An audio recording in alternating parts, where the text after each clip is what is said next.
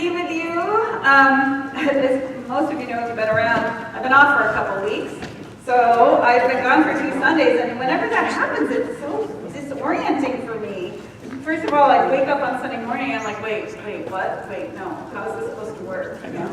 And we had some wonderful family time, and my daughter was in the Nutcracker last week, so it's kind of been a really busy couple of weeks.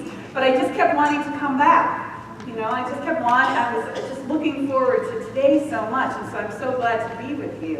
And in the interim, I just need to acknowledge that the decorating fairy came, right? And so, oh my goodness, we've got such beautiful holiday decorations, and I want to give her a little love. So can we give some love to Barbara Murray? I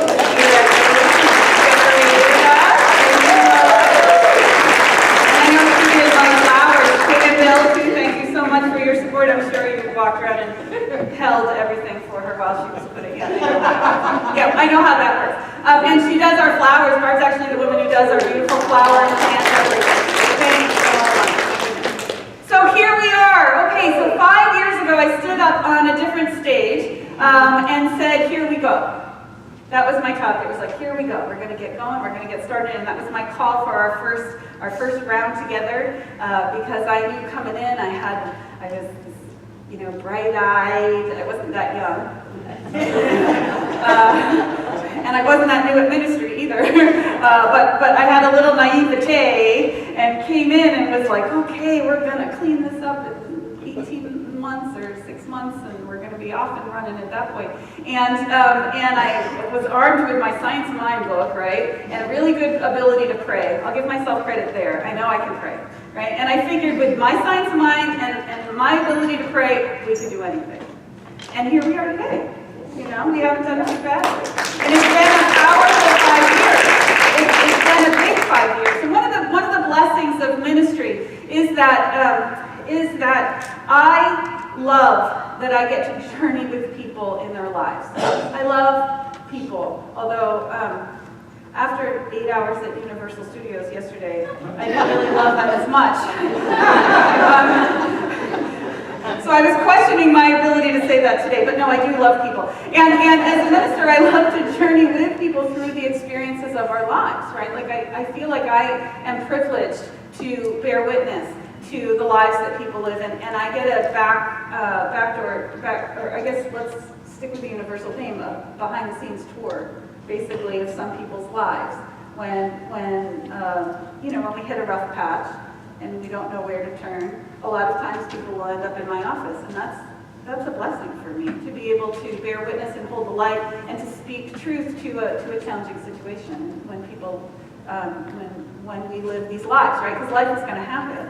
And so over these past 5 years, I have had the highs and lows and everything. I got to bless the babies, right? I did a number of marriages, which was really great. And with my heart, open, we've done some memorials and celebrations of life.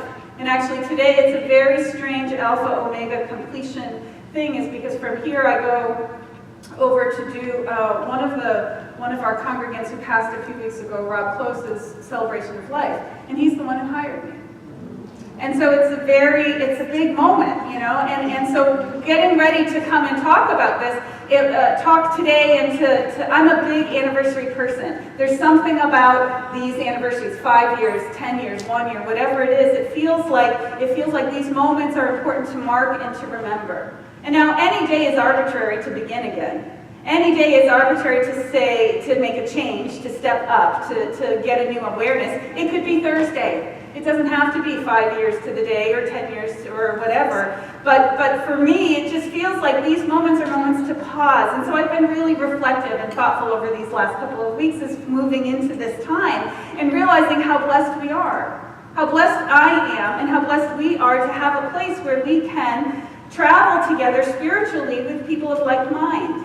Before I took this job, I was in ministry, but I was in academics. And I was a teacher, and I was a classroom person. Anyone who's taken a class with me knows that that's my forte. That's where I thrive. And I have developed this skill. I think I'm pretty good at what I do, but that this skill has developed over however many sermons in 5 years you do. I could do that math really fast if I wanted to, but I'm not going to. A lot, let's just say a lot. And so, but I didn't ever aspire to senior ministry because I didn't understand what it was, what the point was. I know now. I know now why we do what we do. I know now why we are called to be together on Sunday mornings and on Wednesday nights and anytime the community comes together. Because we are here to be part of a community of like minds, of like energetic, to remember who we are. To remember that no matter what happens in our life, that we are guided and we are supported. There is power in spiritual community. And that's one of the things that I learned. In this journey of senior ministry, I knew that things would happen for people in their lives. I knew that there would be marriages that break up, and there would be people who would lose partners, and I knew that there would be people who got ill and who got diagnosis. I just didn't really think it was going to be me, right? And so when 2 years into the whole thing, I got diagnosed with stage 4 metastatic breast cancer, it was a big shock because I'm like, wait, I'm supposed to support the person who has breast cancer. I'm not supposed to have it. Like, I'm not supposed to do this. And what happened for me was that in the journey of that, and the experience of that, what I learned were really important lessons that would have a big effect on our spiritual community. One is, I learned that I needed to learn how to ask for help. And what a gift that is. Because how many of us know that we need to ask for help, but how many of us actually do it? Right? Give me a nod. You know who you are. Okay, good, there you go. Okay. So that's a big lesson, and I learned that there was no way that I was going to be able to muscle through that experience and not ask for help. The other thing that I learned was that I had to surrender. And I had to trust. Because as someone, I was very excited and energized. And when you get excited and energized, you have an idea, you've got a vision, you've got a plan. I got to do this, I'm going to do it, right? And then all of a sudden I couldn't. I couldn't be the one to do all of that stuff. I couldn't be the one to speak every Sunday. I couldn't be the one to teach the classes. I had to surrender to the divine unfoldment and trust that it was still taking us to where we needed to go. How many times does that come up in our lives? Anybody else? Yeah, right? And then the third one was, I needed to let go of control. Oh, that one's so hard, it's so hard, it's so hard, it's so hard. And some people might say that I'm still a little controlling, and we can talk about it over lunch. But that being said, there is no way I could try and make sure that every single thing that goes out has the specific logo that I want on it, and that everything is in the right font, and everything looks beautiful, and everything. I had to let go of control over that, knowing that it's in the group consciousness of the community that is infused with the energy of the community. And so whenever you see something, you see a post, you hear a statement, you come to a service, you feel the energy of who we are. I say this a lot, and there's a reason for it, is that we have these musicians come through, we've got my speaker friends who come through and speak, and every single one of them, every time says, what are you guys drinking up there? You are just so filled with love, you know? And I get so proud of that because we have joined together and set our intentions of who we want to be in the world, and one of that is welcoming and loving. This summer, we created our new covenant, and our vision is to be a thriving center for spiritual living, embracing connection and joy. Our purpose here is to create connection and to live in joy. How good is that? We can't get better than that. And that didn't come from me. That wasn't my idea. That came from the leadership of this community that has stepped in, that has leaned in, that has stepped up and said, count me in, I'm part of this family. And our leadership came together for a whole weekend, and we worked through all of the stuff that's going good and all the stuff that's not going good. And we talked about everything about who we want to be in the world. And we came up with that. And so I'm really proud of that, because when we start from that place, of creating a safe space for people to be who they are, anything is possible. Anything is possible because we are steeped in the divine presence. It reminded me of the song, except the Lord build the house. He that built it in vain. And when I was growing up, I had no idea what that meant. Building in vain, what are you talking about? And I finally got it. When we have an endeavor that is steeped in the divine, when we go to God first, when we remember that we are part of something greater that is emerging, that is revealing itself, and we are constantly checking in with that, you can't lose. If we are creating something, if we are building something from that place of the ego, from that place of, look, I got to look good about this, or from trying to please somebody else, or trying to hurt somebody else, or if we build it from any other place, it cannot stand. Except God built the house. God built this house. God built this spiritual community and has continually guided and supported and loved us along this journey. And I know absolutely that as we stand here and close these 5 years and open the door to the next 5 years, it's still God that's building the house. And it may have called us to be together, and there may be people who were here at the beginning who are not here now. And there may be people who are here now who might not be here in a year. Maybe we make different choices. Maybe we find places where our hearts feel more comfortable somewhere else. That's fine, because I know that we are a God-ordained endeavor. And CSL-TV is a gift to this community and to this spiritual community. I have seen over and over again how many lives have been transformed by embracing this spiritual philosophy. Science of Mind is amazing philosophy. It teaches us that we are greater than we've ever thought we were. It teaches us that our lives are our creation, and that we can build what we want when we are connected in that divine presence. And that we deserve to have the fullness and the joy and the love of life. Each and every one of us, no question, no exceptions. You are connected to the divine as well as your neighbor, as well as the person out on the street, as well as the person in the Middle East, as well as all of us. We are all part of that divine unfoldment and have direct access to God. How amazing is that? I am still in awe over that truth, that we are completely connected to Spirit. And that's the gift of the science of mind. That's the gift of this philosophy that our founder, Ernest Holmes, put together. I have a quote. I got a long one. I'm sorry. I had to do it. Ernest Holmes says this. You know me by now. Ernest Holmes says this: when we learn to trust the universe, we shall be happy, prosperous, and well.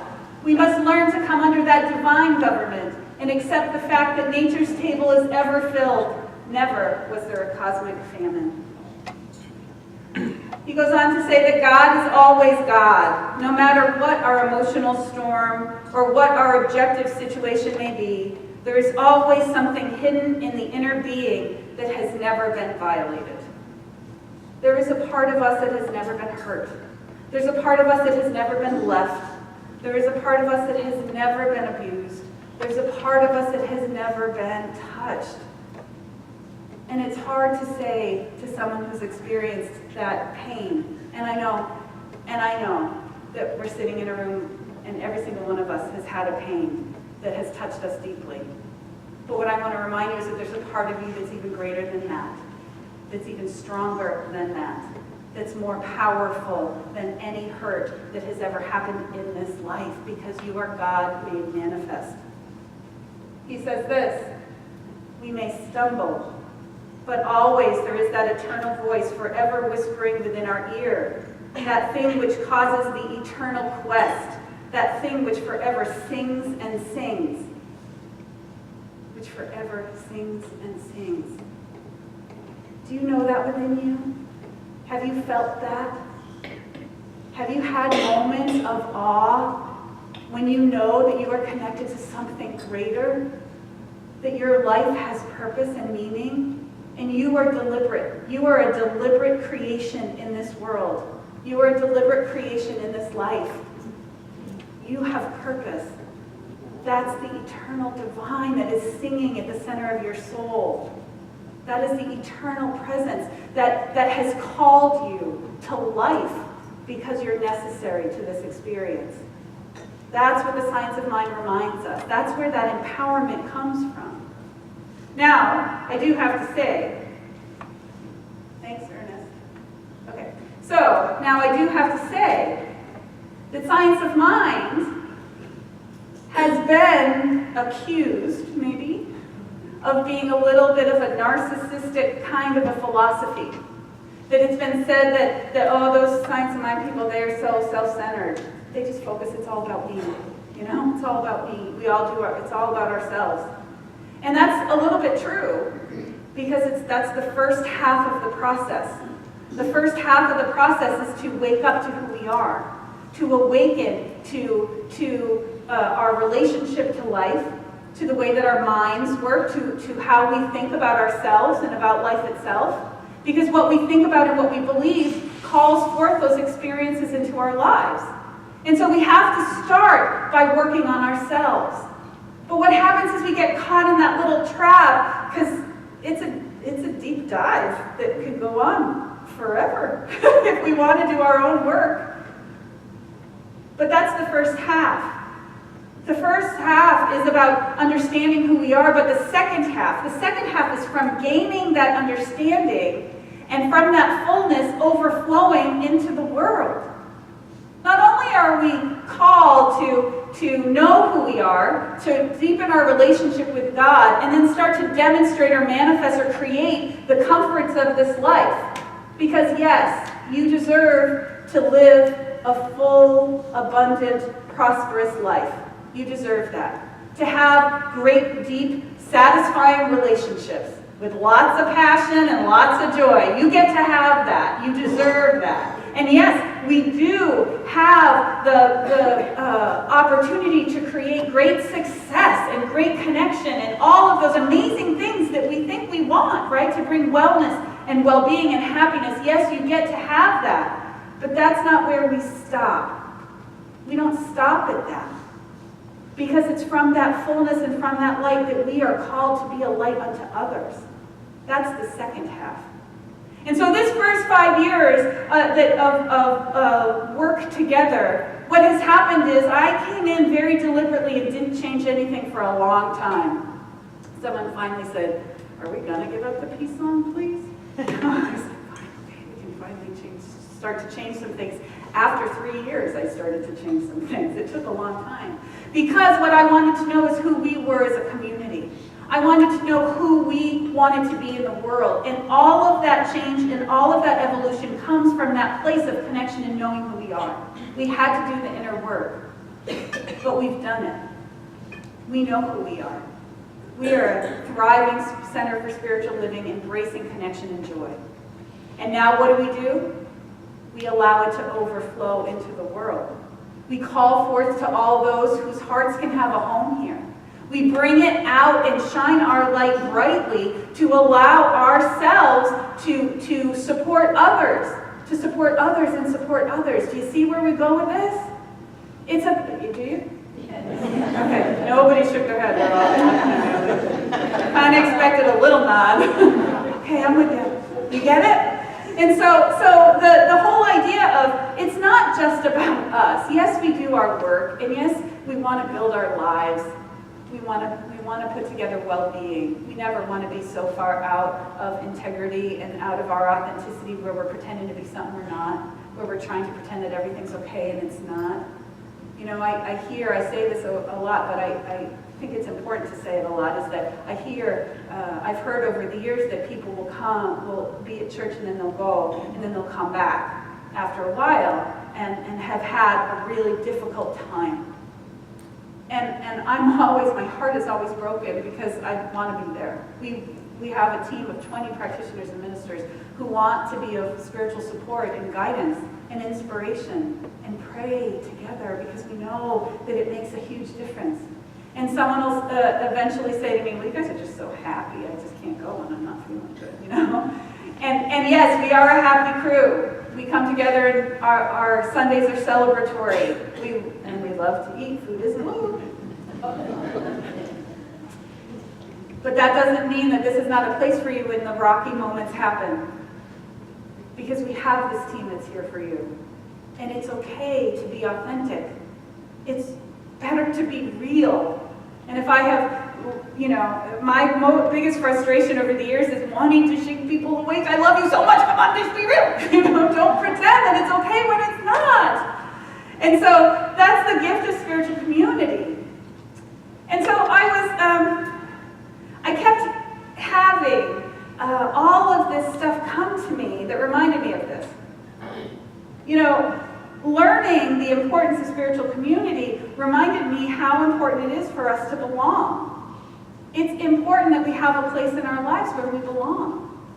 Not only because it's nice to have people to go to coffee with, or because it's nice to be around people who kind of think the way that you do in a world where I don't know, what do I say anymore about the world right now? All our gloves are off, anything goes, whatever, I don't know what's happening.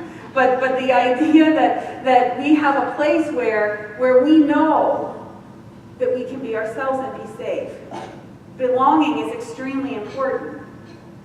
It's primal and fundamental to our sense of happiness and well-being. Isolation, loneliness, can harm your sense of well-being, as well as your intellectual achievement, your immune function, and your health. Research shows that even a single instance of exclusion can undermine well-being, IQ test performance, and self-control.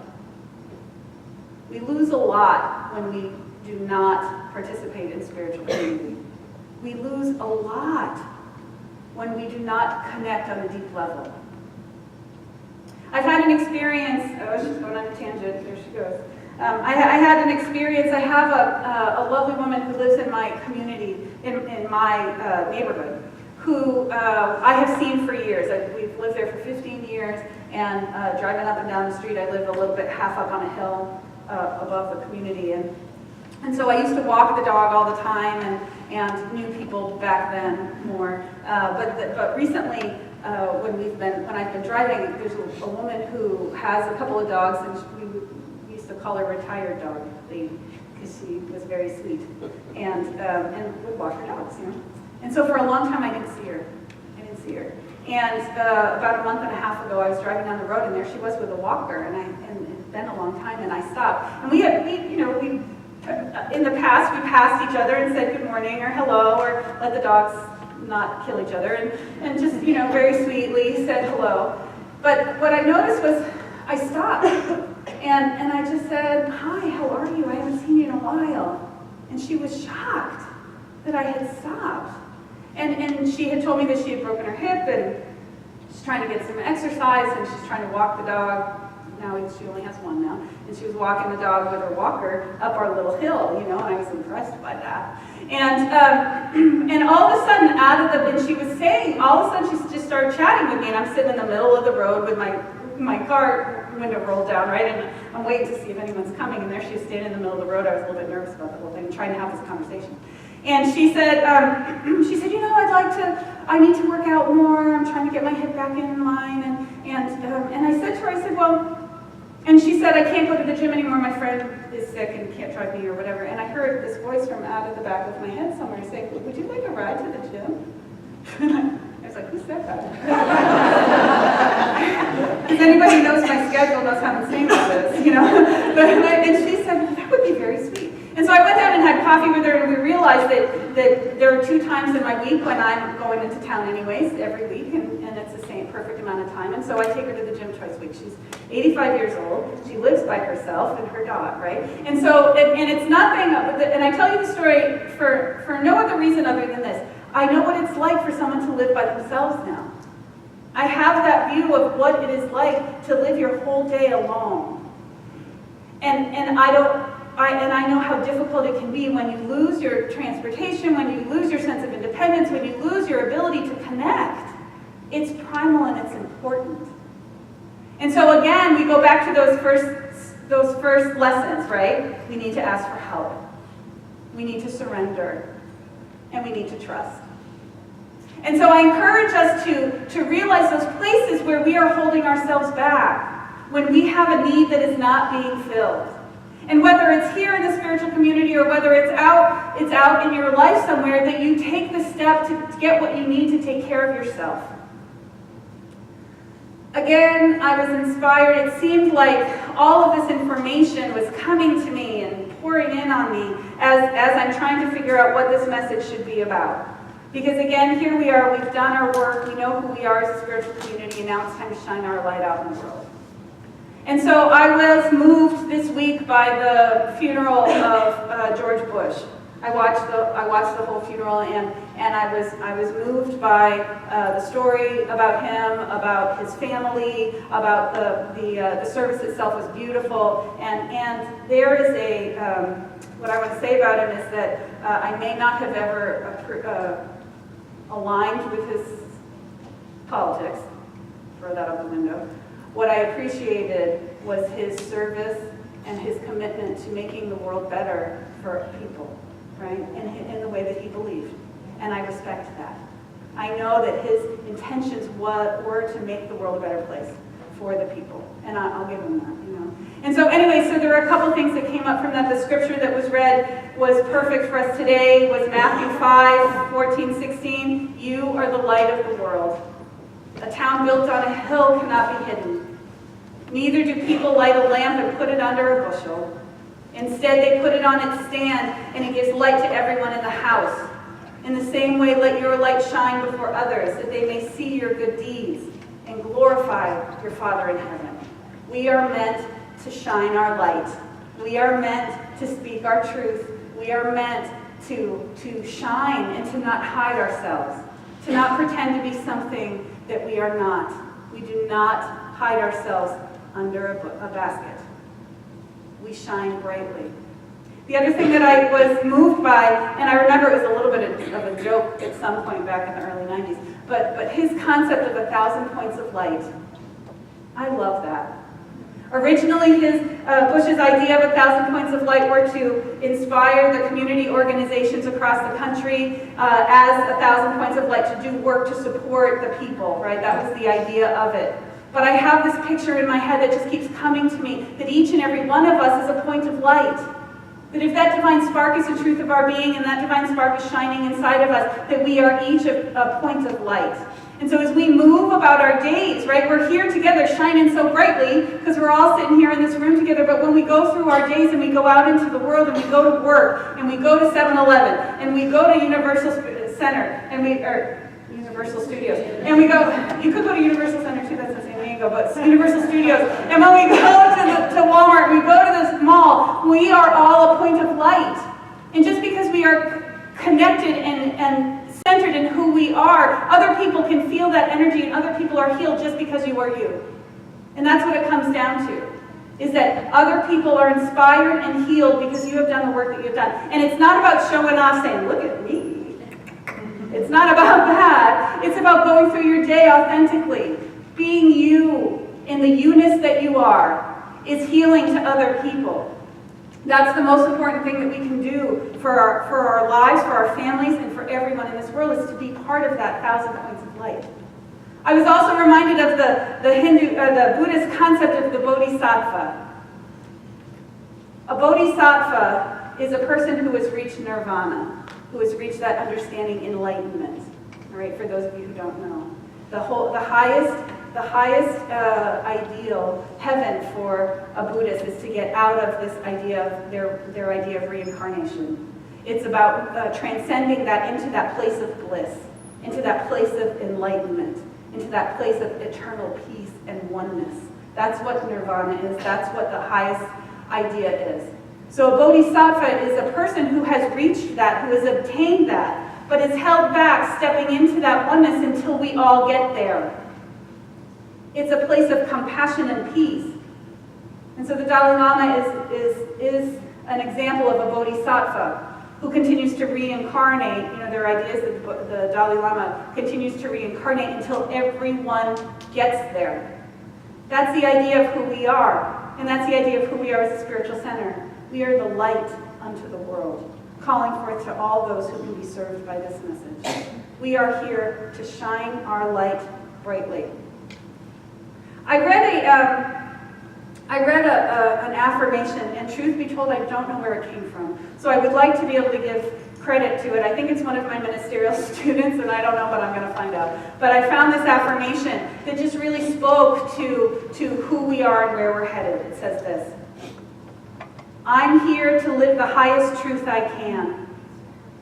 That the arc of my life bends towards awakening, towards transformation of consciousness. When I rest in that, all the false ideas and habits of playing small dissolve. I rest in the wholeness that I am, knowing that even in the moments of fear and doubt, it too is God, bending my life towards transformation. Isn't that beautiful? The arc of my life bends towards awakening and towards transformation. And so 5 years ago when I did this talk, I said, I'm calling you all. It's a call to your soul. It's a call that in this period of time, I'm going to invite you to lean in and to step up and to participate in the spiritual community. Because this is not really about me. It never has been, and I never wanted it to be. It's about who we together can be in this world. It's what we can create together for ourselves and for all those who are hurting. It's the idea of joining together in community to allow for God to speak to us and through us, and allow us to bring forth the glory and create a world that works for everybody. And so you know I'm going to do it again. You know I'm going to call you. You know I'm going to invite you to come play with us.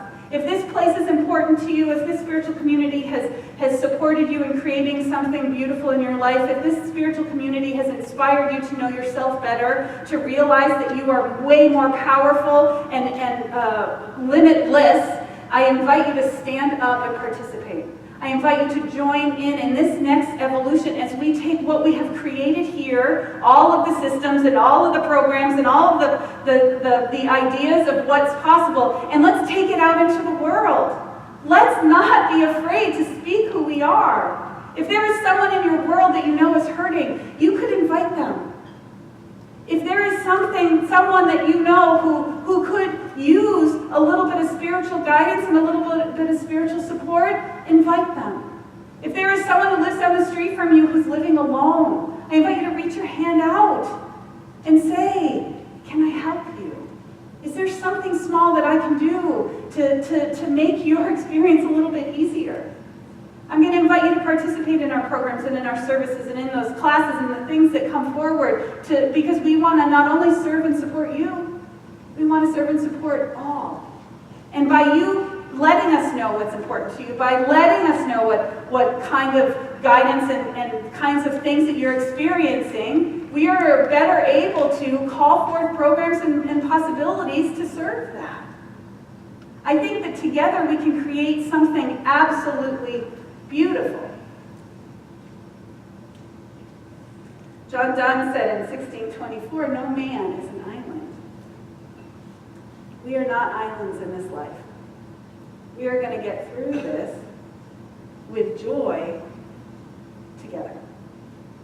And so it is with a heart filled with gratitude that I invite you to play. That I invite you to not only know this truth for yourself, but for the spiritual community. We are a God-ordained endeavor that has come to inspire, to support, and to love many. And I know that together we can do that. And so before I finish, I have one more thing I want to do, because I did it on the first day, and I'm going to do it on this day too. We're going to do a selfie. Okay, first I'm going to do this side. Are you ready to shine